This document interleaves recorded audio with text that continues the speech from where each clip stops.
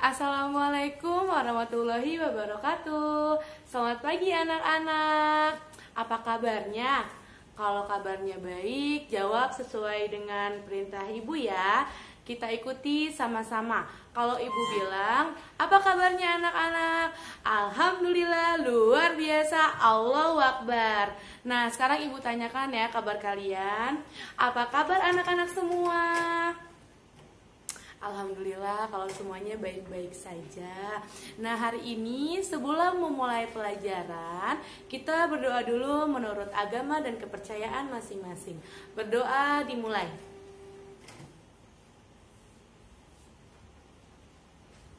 Amin. Berdoa selesai. Nah, sebelum belajar, anak-anak sudah absen semua? Jika belum, diwajibkan mengisi absen terlebih dahulu ya. Sebelum memulai pelajaran, ibu mau tanya, apakah anak-anak ingat pembelajaran yang kemarin di subtema 1? Nah, di subtema sebelumnya kita belajar tentang peredaran darah manusia. Nah, pada pembelajaran hari ini kita akan memulai belajar di subtema 2, pembelajaran 1 dan 2, yaitu pelajaran bahasa Indonesia dan IPA. Anak-anak sudah siap? Jika sudah siap semua, jangan lupa persiapkan buku tema dan buku tulis tugasnya ya. Mari kita mulai sama-sama. Nah, sebelum memulai pembelajaran, ibu akan menjelaskan tentang tujuan pembelajaran pada hari ini.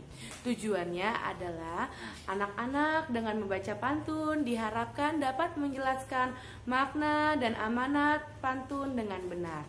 Lalu dengan kegiatan berekreasi dengan pantun, anak-anak dapat menjelaskan amanat pantun dengan benar.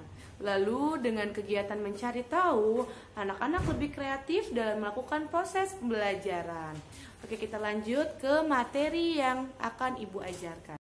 Oke, sekarang langsung dibuka ya untuk subtema 2-nya. Gangguan kesehatan pada organ peredaran darah. Nah, setiap manusia pasti memiliki organ peredaran darah di tubuhnya. Untuk itu, sebagai manusia, kita sebenarnya sangat rentan dengan berbagai macam penyakit. Tapi, untuk menghadapi itu semua, kita harus menerapkan hidup sehat. Nah, bagaimana sih caranya hidup sehat untuk menjaga organ peredaran darah? Lalu, gangguan apa saja yang akan kita terima jika kita tidak mau menjaga kesehatan tubuh kita? Mari kita lihat bersama-sama. Sebelum itu, ibu memiliki sebuah pantun. Mari kita baca bersama-sama pantun tersebut. Oke, di situ kamu, di situ aku, bergandeng tangan bersukaria, sehat selalu ini badanku karena rajin berolahraga. Nah, di pantun tersebut ada sebuah amanat. Jika kita ingin memiliki badan yang sehat, maka kita harus rajin berolahraga.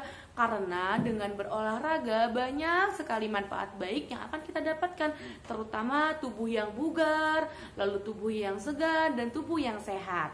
Lalu pantun berikutnya. Si Nana mengayuh sepeda, di dahinya penuh peluh. Wahai anak-anak muda, sehat itu pasti kamu butuh. Nah, apalagi untuk kita yang masih muda, kita sangat butuh kesehatan. Untuk itu, mari kita perhatikan kesehatan di tubuh kita. Jangan sampai kita lalai dan menyepelekan penyakit yang akan datang jika kita tidak mau hidup sehat. Oke anak-anak, setelah ibu bacakan pantunnya yang tadi, apakah anak-anak tahu makna dari kedua pantun berikut? Oke, sudah pintar ya, semuanya sudah tahu makna dari pantun berikut. Nah, maknanya itu adalah mahalnya kesehatan pada tubuh manusia. Untuk itu, karena sehat itu mahal, anak-anak sangat diwajibkan untuk menjaga kesehatan ya. Manusia juga sangat rentan dengan berbagai macam penyakit. Lalu apa saja ya gangguan pada organ peredaran darah manusia? Mari kita lihat. Yang pertama adalah tekanan darah tinggi. Salah satu gangguan pada sistem peredaran darah yang paling umum terjadi adalah peredaran darah tinggi atau tekanan darah tinggi. Biasa disebut dengan hipertensi. Hipertensi seringkali tidak bergejala, namun bila muncul gejala bisa berupa sakit kepala, lalu mimisan, sesak napas, dan pusing. Seiring berjalannya waktu, tekanan darah tinggi yang tidak dapat diobati dapat merusak pembuluh darah dan organ tertentu seperti jantung dan ginjal. Jika kalian terkena darah tinggi, jika kita tidak sanggup untuk menahannya, maka pembuluh darah kita akan pecah dan berakibat fatal. Lalu yang kedua ada aterosklerosis. Nah, ini adalah kondisi ketika pembuluh darah arteri mengeras dan kaku sehingga mengganggu aliran darah ke organ jaringan tubuh. Nah, penyebabnya itu salah satunya bisa adalah obesitas. Siapa di sini yang suka makan? Nah, kita boleh saja suka makan, tetapi harus diperhatikan makanan dan jumlah kalori yang kita santap sehari-hari. Jangan sampai jumlah kalori lalu makanan manis kita itu berlebihan ya dalam setiap harinya, karena sangat berbahaya. Sesuatu yang berlebihan itu adalah sesuatu yang sangat berbahaya. Jadi segala sesuatunya harus dimakan atau dihadapkan sesuai porsinya ya. Lalu yang ketiga adalah serangan jantung. Wah, di sini siapa sih yang pernah tahu serangan jantung itu seperti apa? Kalau kita lihat di iklan atau di film, serangan jantung itu rasanya sangat menyakitkan ya. Nah, serangan jantung ini adalah tersumbatnya pembuluh darah yang mensuplai makanan ke otot jantung yang dikenal dengan nama pembuluh darah karemor. Nah, di sini jika kalian mengalami serangan jantung, rasanya itu jantungnya berdebar sangat kencang. Lalu tiba-tiba jantung tersebut seperti ada yang menusuk sehingga kita tidak bisa lagi menahannya. Untuk itu, untuk menghindari serangan jantung sangat diperlukan untuk olahraga. Olahraganya yang rutin ya. Jangan lupa juga minum susu dan makan makanan yang sehat. Lalu berikutnya ada penyakit stroke. Siapa di sini yang pernah melihat orang terkena penyakit stroke? Nah, penyakit stroke ini biasanya diawali dengan sebelah muka yang sedikit miring. Nah, di situ adalah gejala-gejala dari stroke. Nah, stroke itu adalah kondisi medis yang dapat mengancam jiwa. Stroke terjadi saat suplai darah ke bagian otak terputus atau mengalami gangguan. Hal ini dapat menyebabkan kerusakan otak. Kalian bayangin, jika otak kalian rusak, tidak dapat mensuplai segala yang kalian pikirkan, maka tubuh kalian itu tidak dapat dikendalikan. Nah, itu sebabnya kenapa orang stroke tidak bisa menggerakkan seluruh tubuhnya atau beberapa bagian dalam tubuhnya tidak bisa bergerak karena suplai darah ke otak itu tidak bisa atau tersumbat. Lalu kita lanjutkan. Kita harus tetap jaga kesehatan ya anak-anak. Tidak mau kan di antara kalian terkena penyakit seperti yang ibu sebutkan tadi. Nah, kalau gitu kita lanjutkan ke materi berikutnya ya. Oke, sekarang kita masuk ke materi berikutnya. Pantun. Nah, siapa di sini yang tahu pantun? Sering kali kalian nonton TV, terus kalian mendengarkan kata-kata masak air biar mateng. Nah, itu termasuk salah satu dari pantun. Kalau begitu apa sih itu pantun? Nah, pantun adalah jenis puisi lama yang tiap baitnya terdiri atas 4 baris serta memiliki sampiran dan isi. Nah, sampiran itu biasanya berada di baris ke-1 dan ke-2. Nah, itu namanya sampiran. Lalu isi pantun berada di bait ke-3 dan ke-4. Sampiran itu seperti apa sih Bu Amel? Nah, Ibu kasih tahu ya contoh sebuah pantun. Lihat di layar berikut. Ke pasar membeli sabun buat mandi supaya wangi. Nah, itu adalah sampiran ya. Lalu isi pantunnya, agar paham belajar pantun, bacalah artikel di situs ini. Nah, itu namanya isi pantun. Isi pantun biasanya sebuah ajakan atau sebuah amanat. Nah, di situ kalian bisa memahami ya apa itu pantun dan bagaimana perbedaan sampiran dengan isi. Ingat, pantun itu terdiri dari 4 baris. Jangan lupa sajaknya itu ABAB ya, 4 baris. Jangan lupa sajaknya itu ABAB ya. Belakangnya itu harus ABAB. Oke, sudah paham? Kita lanjut. Oke anak-anak, setelah mengetahui ciri-ciri pantun, sekarang ternyata pantun itu ada jenis-jenisnya loh. Apa saja sih jenis-jenis pantun? Oke, kita lihat. Yang pertama adalah pantun jenaka. Sesuai dengan namanya, jenaka adalah lucu. Nah, ini merupakan jenis pantun yang memiliki isi yang lucu. Tujuan dari pantun ini adalah untuk menghibur kepada para pendengar atau pembaca. Contohnya kalian tahu nggak ya, yang di TV-TV itu, yang suka ada di Trans TV dan lain sebagainya. Nah, di situ mereka sering kali membuat sebuah pantun. Nah, aktor-aktor tersebut membuat pantun tersebut adalah tujuannya untuk membuat kita tertawa. Nah, di situ namanya adalah pantun jenaka. Ibu beri contoh ya, seperti apa sih pantun jenaka? Pergi berkebun memetik alpukat. Alpukat dimakan sambil berdiri. Nona datang kian mendekat, bersuara besar bikin aku lari. Nah, itu adalah contoh pantun jenaka ya. Kalau misalkan kalian membuat pantun ini, yang mendengar jangan baper ya. Lalu lanjut, ada pantun percintaan. Nah, di sini pantun percintaan itu berisi tentang kata-kata gombal dan kata-kata rayuan. Nah, jenis pantun ini seringkali digunakan untuk mengungkapkan perasaan atau isi hati seseorang kepada orang lain. Biasanya pantun percintaan populer di kalangan remaja yang sedang jatuh cinta. Pada zaman dahulu kala, orang yang sedang jatuh cinta mengirim sebuah pesan ke pasangannya, itu pasti dilampirkan dengan sebuah pantun percintaan. Ibu beri contoh ya, masuk acara memakai batik. Dengan nyanyian alunan gitar, datang padaku wanita cantik, mata terpana hati bergetar. Nah, itu namanya pantun percintaan ya. Oke, kita lanjut lagi, ada pantun adat. Pada dasarnya pantun adat merupakan pantun yang berisikan mengenai kebudayaan atau adat masyarakat.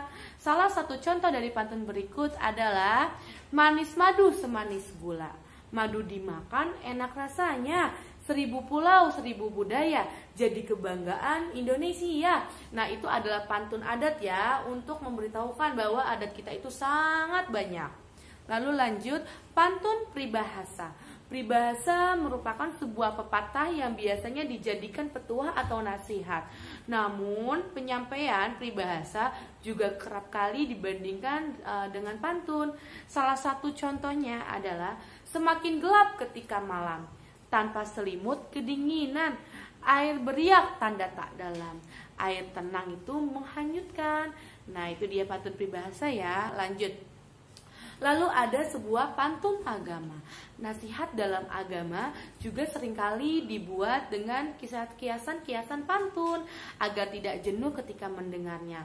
Banyak sekali ya ceramah-ceramah ustadz yang disandingkan dengan beberapa pantun. Itu gunanya selain untuk membuat suasana mencair agar orang-orang yang mendengarkan sebuah nasihat agama itu tidak bosan untuk mendengarnya. Ibu beri sebuah pantun yang populer ya. Sepohon kayu daunnya timbun, lebat bunganya serta buahnya, walaupun hidup 1000 tahun, bila tak sembayang apa gunanya. Nah, itu adalah pantun agama ya. Lalu kita lanjut lagi ke pantun teka-teki. Seperti halnya namanya itu adalah jenis pantun teka-teki. Berarti merupakan sebuah pantun yang memberikan pertanyaan agar pendengar atau pembaca menebak jawabannya. Contoh dari pantun teka-teki adalah bukan karung tapi berisi, berbau khas dan tidak amis. Coba tebak apakah ini ekor dibakar kepala yang habis. Nah, itu teka-teki. Jadi pantun tersebut mengandung sebuah pertanyaan yang nanti bikin orang penasaran. Oke, setelah itu anak-anak sudah paham kan jenis-jenis dan ciri-ciri pantun. Kita lanjutkan ya anak-anak. Sebelum kita menutup pembelajaran hari ini, anak-anak mengingat kembali tentang organ peredaran darah manusia. Organ peredaran darah manusia terdiri atas pembuluh darah dan jantung. Keduanya memiliki fungsi yang berbeda-beda. Namun membahas kedua organ tersebut adalah tidak lengkap tanpa membahas tentang darah. Nah, darah, pembuluh darah dan jantung merupakan suatu komponen yang sangat berperan penting dalam kehidupan manusia. Nah, kita lihat ya. Ini adalah darah. Fungsi dari darah adalah sebagai alat pengangkut sari makanan dan O2 ke seluruh tubuh. Sisa-sisa metabolisme ke organ ekstensi. Oke. Dipahami ya anak-anak. Jika mau lebih jelas lagi jangan lupa dicatat ya. Lalu yang kedua, darah itu menjaga agar temperatur tubuh tetap mengedarkan air yang berfungsi untuk reaksi enzimatis atau untuk menjaga tekanan osmosis tubuh. Nah, itu dia fungsi darah ya. Darah itu menjaga temperatur tubuh itu agar tetap, lalu mengedarkan air yang berfungsi untuk reaksi ya. Lalu yang keempat, mengedarkan getah bening. Nah, kalian tahu kan kalau misalkan darahnya itu tersumbat, di sini biasanya tuh kelenjar getah bening kita bengkak kalau misalkan darah kita itu tersumbat. Lalu menghindarkan tubuh dari infeksi. Nah, karena darah ini membentuk sebuah sel ya, ada sel darah putih dan sel darah pembeku. Lalu yang terakhir, menjaga kestabilan tubuh dan mengatur keseimbangan asam basa. Nah, itu adalah fungsi darah. Kita lanjutkan. Pembuluh darah. Nah, pembuluh darah ini gambarnya seperti ini ya anak-anak. Kita lihat dulu. Di pembuluh darah ini biasanya ada pembuluh darah kapiler, endotelium. Kita lihat ya di gambar berikut. Oke. Lalu pada peredaran darah manusia terdapat 3 pembuluh darah. Yang pertama adalah darah arteri, ini darah arteri, vena, dan kapiler. Arteri itu berfungsi untuk mengalirkan darah keluar dari jantung. Lalu vena untuk mengalirkan darah menuju jantung. Dan pembuluh kapiler untuk menghubungkan ujung pembuluh nadi terkecil. Dan ujung pembuluh vena terkecil, pembuluh kapiler yang merupakan pembuluh darah yang sangat halus dan langsung berhubungan dengan sel-sel jaringan tubuh. Nah, ini adalah bentuk dari pembuluh darah ya. Darah itu tuh terdapat lagi sel-sel yang sangat kecil, nanti kita lihat. Lanjut, jantung. Nah, ini jantung kita bentuknya seperti ini ya anak-anak. Nah, jantung manusia itu dibagi menjadi 4 ruang, yaitu 2 serambi dan 2 bilik. Partikel atau bilik memiliki dinding yang lebih tebal dibanding atrium atau serambi. Bagian vertikel sebelah kiri juga tebal dari yang sebelah kanan ya. Hal ini berkaitan dengan fungsinya untuk memompa darah bersih ke seluruh tubuh. Antara serambi kiri dan bilik kiri terdapat valvula bicuspidalisis. Di antara serambi kanan dan bilik kanan terdapat valvula tricuspidalisis. Valvula seminalitis bentuknya seperti bulan sabit. Nih, bulan sabit terdapat pada klep jantung agar darah itu tetap mengalir searah. Jadi jantung itu tugasnya untuk memompa darah ya anak-anak. Bayangkan jika jantung kita itu berhenti. Waduh, itu bahaya banget. Makanya jangan lupa jaga kesehatan ya. Setelah kita belajar tadi, anak-anak ini sudah paham belum apa itu pantun, lalu apa saja sistem organ peredaran darah manusia. Nah, jika kalian sudah paham, kalian harus mengerjakan tugas. Yang pertama, ayo dicatat ya anak-anak. Tugasnya adalah buatlah rangkuman singkat tentang organ peredaran darah, baik fungsi maupun jenis penyakitnya. Lalu jelaskan proses peredaran darah tersebut. Nanti dijelaskan, dikirim videonya ke ibu guru ya. Lalu yang kedua, buatlah beberapa pantun dengan 6 jenis pantun, masing-masing 1 contoh ya. Oke anak-anak, jangan lupa dikerjakan tugasnya. Selesai sudah materi pembelajaran kita hari ini. Wassalamualaikum warahmatullahi wabarakatuh. Nah, sebelum kita selesai pelajaran, anak-anak diharapkan berdiri dulu, berdiri semua ya. Kita melakukan pendinginan agar kita tuh fresh kembali saat mengerjakan tugas kita ya. Sekarang ikuti Ibu Amel, yuk. 1, 2, 3.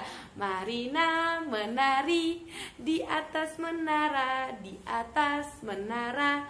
Marina menari, Marina merana di atas menara, di atas menara. Marina merana. Oke, sekarang kita lanjut dengan yang lebih cepat ya.